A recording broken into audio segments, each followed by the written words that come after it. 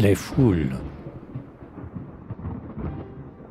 Il n'est pas donné à chacun de prendre un bain de multitude.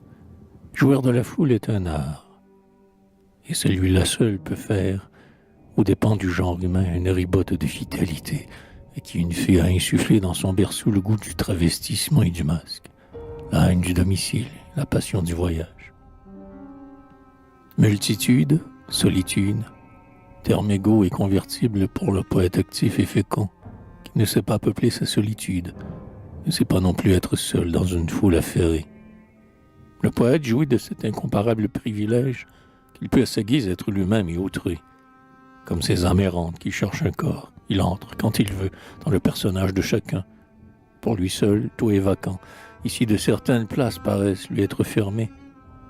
C'est qu'à ses yeux, elles ne valent pas la peine d'être visitées. Le promeneur solitaire et pensif tire une singulière ivresse de cette universelle communion. Celui-là qui épouse facilement la foule connaît des jouissances fiévreuses, donc seront éternellement privés l'égoïste, fermé comme un coffre, et le paresseux, éterné comme un mollusque. Il adopte comme sienne toutes les professions, toutes les joies et toutes les misères que la circonstance lui présente. Ce que les hommes nomment amour est bien petit, bien restreint et bien faible, comparé à cette ineffable orgie, à cette sainte prostitution de l'âme qui se donne tout entière, poésie et charité, à l'imprévu qui se montre, à l'inconnu qui passe.